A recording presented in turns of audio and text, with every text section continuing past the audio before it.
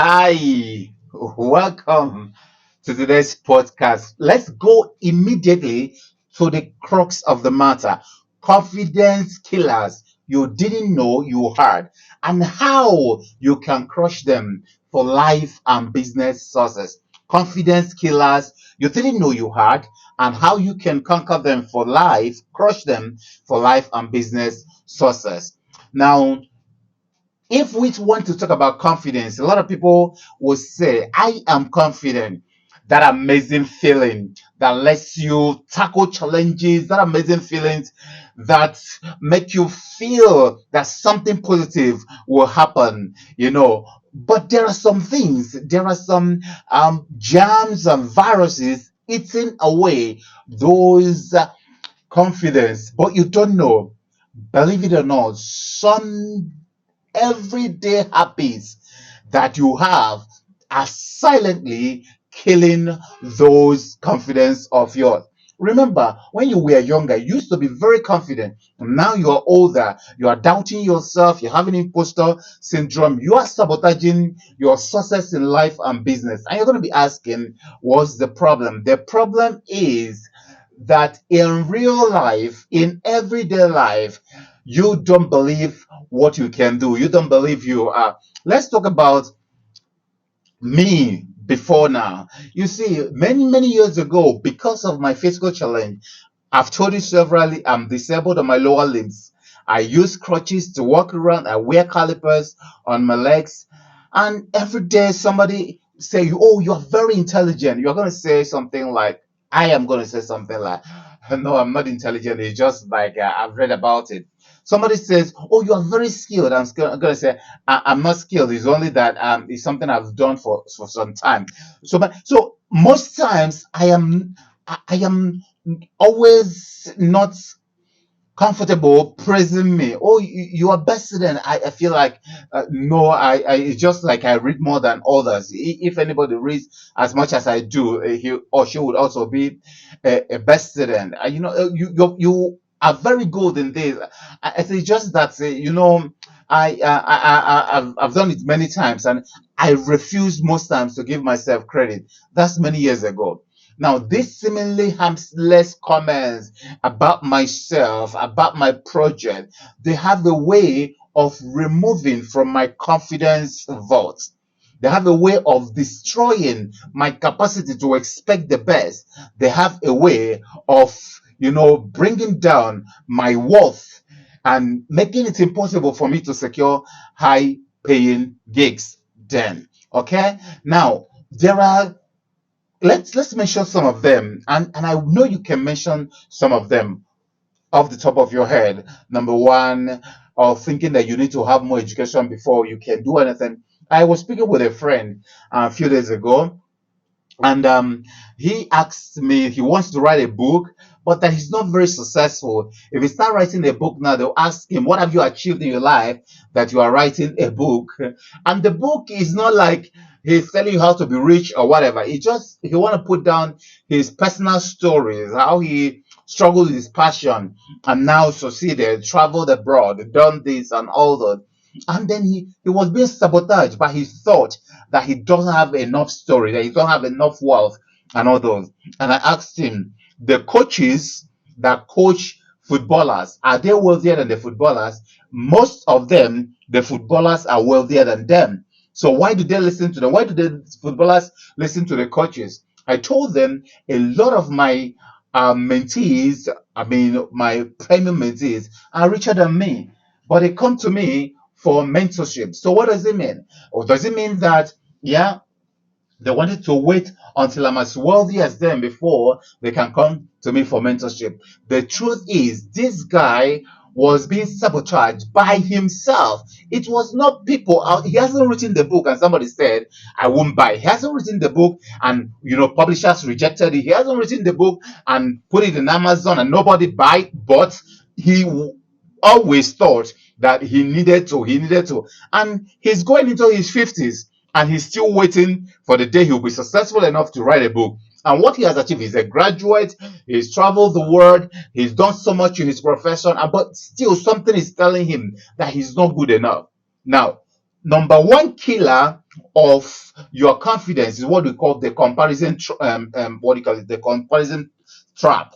Now, the comparison trap is that when you scroll through social media, you will see that a lot of people, their lives are so beautiful. You scroll through, you'll find that people's photographs are well done, their videos are well done, everything about them, their sitting room, their living room, their children, and all those. And the question is, why are you going into this comparison trap? Don't you know that nobody, like if I've not taking my birth this morning, probably it may be difficult for me to just go on camera. Yes, if there were cockroaches behind me, maybe it may be difficult for me to go on camera. So most times, because people prepare to do their shooting, they present the best part of their lives. What does that mean? Or at least the good part of their lives. Yeah, probably I wouldn't want to come and show you under my table here. Yeah, there could be funny things under there. They may not have been swept for months, but I can't show it. I will show you my face. Okay? What's the point? The point is, stop this social media comparison or this comparison trap. Stop it. The second killer is perfectionism paralysis. I used to be a victim of that, striving for flawlessness. It can be very crippling. You want to do everything perfect. You don't want people to, laugh at you. You take calculated risks and celebrate progress. That's what you should be doing, not the final product. If it goes wrong, it is not just because you are a daft. Why you should avoid mistakes and failures that you can avoid. But remember, mistakes and failures, they can be the proper platform for your greatness, for practicalizing, for experimentation, for being able to check if it will work. Yes, don't always think it must be perfect before I start. Perfectionism paralysis will kill you. I've told you my story about when I was told to bring in a proposal. Very wonderful woman wanted to help me because I was helping her with, some of her things. She was a government appointee. She said, bring a proposal so you can go around the whole state training students on technology and all this. I was in my 20s and I ran away because I wanted to write the most beautiful proposal. I don't want her to laugh at me. I don't want. Can you imagine stupidity? Can you imagine the heads up that proposal would have given me, that contract would have given me? Yeah, I was just, new. I was just a fresh graduate, just got a job, just, in the university. But, I have opportunity to do more because of the fact that in university, we're encouraged to research, we're encouraged to teach, we're encouraged to do community service and all this. But I ran away. I ran away and my future ran away. So don't always talk about the end product. Always look into and focus on the progress, daily progress, daily progress. Let me tell you, there are some failures I've had in life that have turned into something. Let me give you an example. If I'm building a house and the place is in marshy area, like a swampy area, and all those, the experience I will gather there, I want to transmogrify it into something my company will start doing. Oh, construction for government, for organized private sector, for individuals, and all that. I don't allow any of my pain to get wasted. Don't waste your pain. That's why you are looking for perfectionism. There is nothing like perfectionism, nothing like that. Okay? Now, the third one is discounting your achievement. I was an expert in this. I was a professor of discounting my achievements. Now, whenever, you know, I am praised on anything, I bring it down. That was what we call over modesty.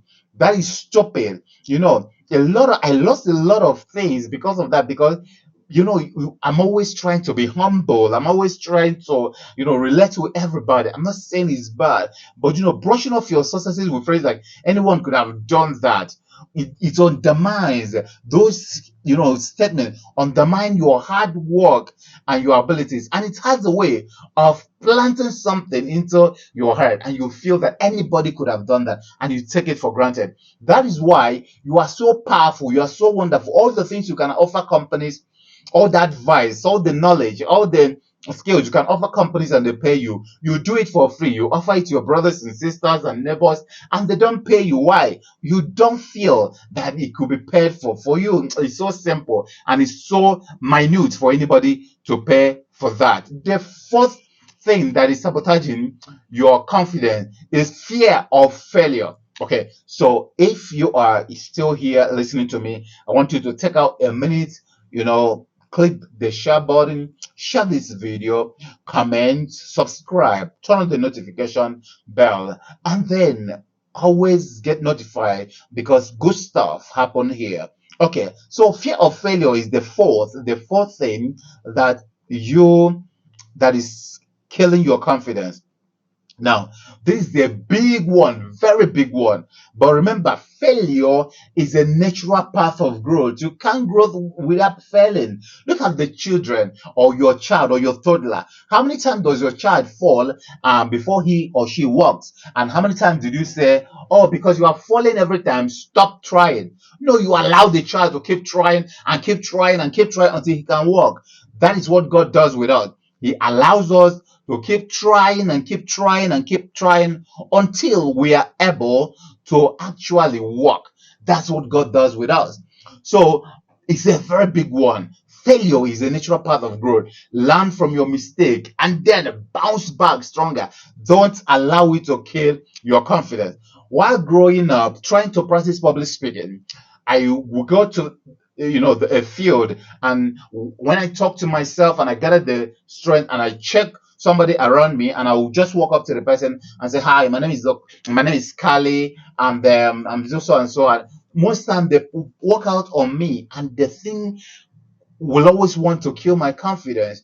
Okay, but until I later found out that they are not working out on me, they're working out because of their problems.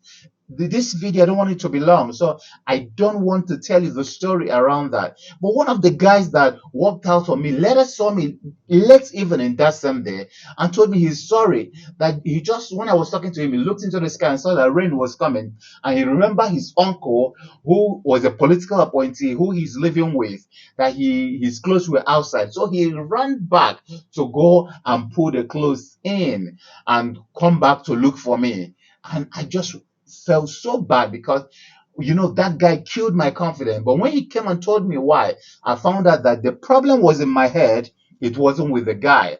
Yeah, why didn't I say, he just ran away? Okay, because my grammar is too much, my diction is too much for him. That's why he ran. Why didn't I say that? But because I wasn't seeing myself as somebody worth it.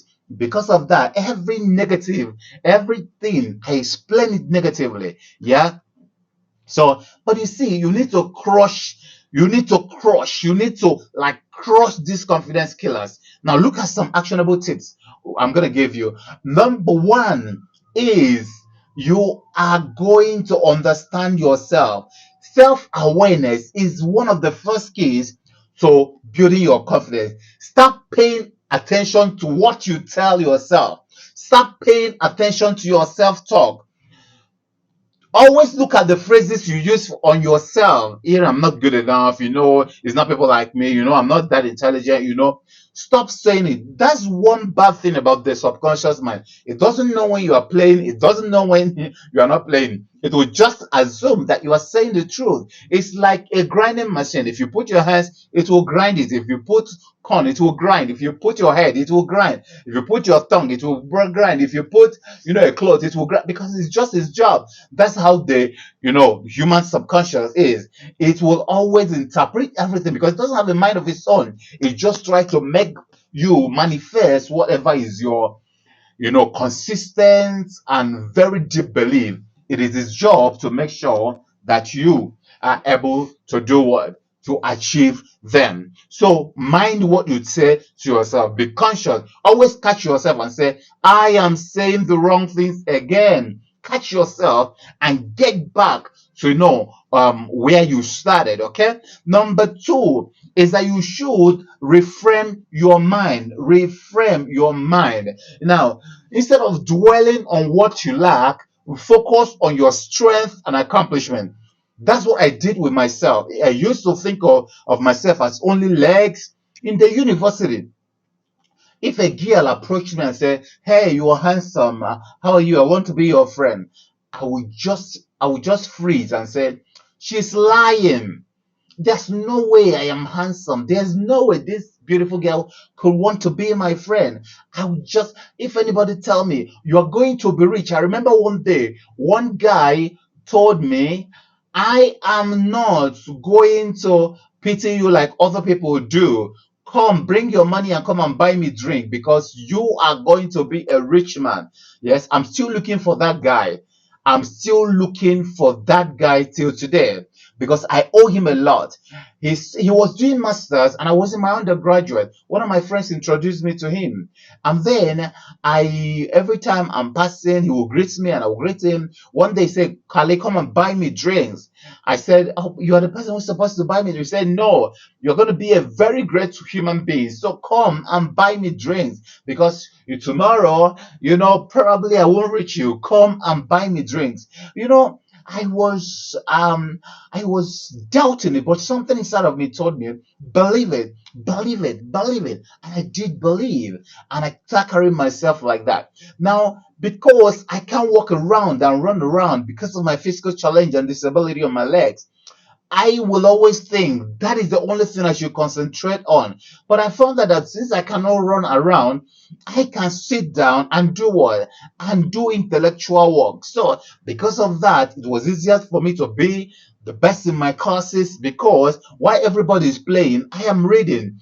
It's not because I know 100% more than them, but because I found that look at this other side of this silver lining. Yeah, sorry, of see that this dark cloud. To every dark cloud, there's a silver lining. So I found that silver lining, and then boom, I was able to transmogrify it into something positive. So instead of just brooding over my physical challenge and what I call my condition before, I was focusing on my position. I was focusing on the fact that when I come into a room full of people, if my father is there, he will stand up from the seat and offer me his seat. If my elders are there, they will stand up and offer me their seat. If my elders can offer me their seat, why should I brood over my disability? Is it not an honor for my elders to offer me their seat? Now, I may be joking about it, but you see, it was a big thing for me that I'm disabled. In fact, sometimes when they offer me their seat, I say, look at every other person. They can go carry their own seat. But whenever I come around, people will offer me their seat because I can't carry my seat. I will turn everything to the negative. Why don't you turn it to the positive? Okay? So over time, I started reframing my mind. I started reframing and I would jokingly tell people now that I am the only person in my family, in my kindred, who will be disabled and also be successful, who will be physically challenged and be very successful in academics, in business, and in life. Yeah, because I feel it's an honor to be disabled among all my siblings. What's the point? I'm not saying that I'm happy being disabled, but if you cannot change something, you don't allow that thing to kill your confidence. Okay? I started working on it. I started working on it. I started working on it. And over time, I couldn't see my disability again. I'm always, in fact, those days I used to write a lot of songs, and you use those songs to give myself, because every day I want to commit suicide. Every day I want to commit suicide. So I started using those songs to help myself. When they are sitting, I shall stand. When they stand, I shall stand out. When they stand out, I shall outstand. When they outstand, I shall be the standard. God's word said I am favored. His word says I'm not labeled. I am blessed, I'm not stressed. I'm celebrated, I can't be relegated. I am the head, I'm not the tail. I am the winner, not the loser. I'm celebrated, not relegated. The word of the Lord, I just said it. From my teens, from my preteen, I started writing these songs to help myself reframe my mind. I started seeing some negative as positive. That way, I saw that every obstacle can be a miracle. I saw that every stumbling block can be a stepping stone. I saw that every end of the road can be turned to a bend in the road. I saw and I saw and I saw. And everything started changing. And I found that the problem was not with people, the problem was with me. I was overthinking things. Reframe your mind and you get the confidence. What will you do if you are sure that that book you are going to write will sell? Will you write it? If you are sure that if you can bring out that book by the end of this week, that you are going to make $1 million from selling that book, will you not do it? That is how I want you to start believing. Yes, what will you do if you know that if you walk into that place, you're coming out with contracts and jobs and gigs? What will you do? Won't you walk in there? Remember, for every shot you didn't shoot, you will always lose. For every game you didn't play, you've already lost. So why don't you play? So the next thing is celebrate every win, no matter how little, big or small. Acknowledge your progress. Understand that you are moving. Keep a wins journal. Yeah, keep a journal where you're writing all your winning to track your achievements and boost your confidence. Okay? Keep that little journal where you are writing it. Yeah. Now, project confidence until you become confident. Now, a lot of people talk about it as fake it until you make it, whatever, blah, blah, blah. But I want to say from project confidence, most things and almost everything are physiological. They say, yes, I'm confident. I'm gonna go do it. You see, something wells in your body.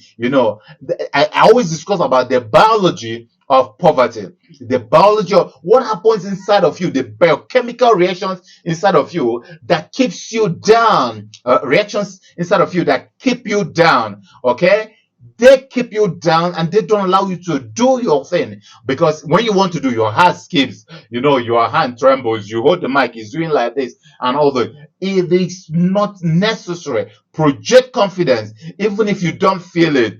Completely stand tall, maintain eye contact and speak clearly. Yeah, are you going to be the only person that failed? Are you going to be the only person that spoke wrong grammar or wrong diction? Are you going to be the only person that made a mistake? Are you going to be the only person that committed that?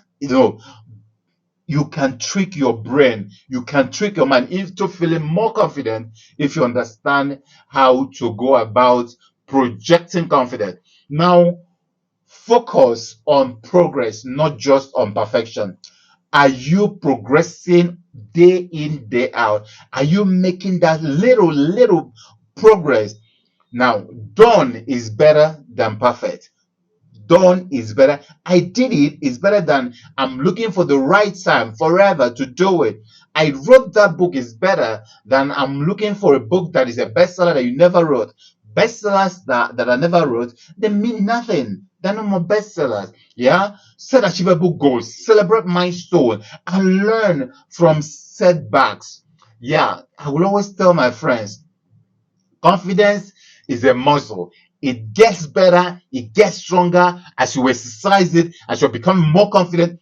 Go out there today for life and business success. Go and do something. How are you marketing your product? Who are you talking to? What videos are you making? What things are you writing out there? What proposals are you sending out? What are you pitching? What ideas are you putting together? Now, to everybody, even at any level, you will always still have that doubt. I saw Dangote talking at the Afrexim Bank Bahamas conference a few days ago. He was saying something. He's the richest man in Africa. He was saying something like, if he knew that the refinery, one of the biggest in the world, that he built in Nigeria, if he knew that it was going to cost him that level of stress, that he wouldn't have started it, that he gained all his gray hair in the last few years that he started the refinery, because there were so much challenges and all those.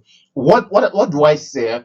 As today he's trying to build in Bahamas, do the second part of that refinery. Why? Now he has the muscle. His muscle is bigger right now. He can take on bigger things. Yeah. So identify and eliminate the hidden confidence killers. Identify and eliminate them. When you do, you are going to find out that your full potential, your full capacity, your full passion, strength, and talent, you will open them up to the world, and you start achieving success in all areas of your life, in your health and wellness, in your love and relationship, in your spirituality, in your passion, in your vocation, in your profession, in your time and money freedom, in your wealth building. You're going to start achieving success in all the spectrums of life, landing a new job,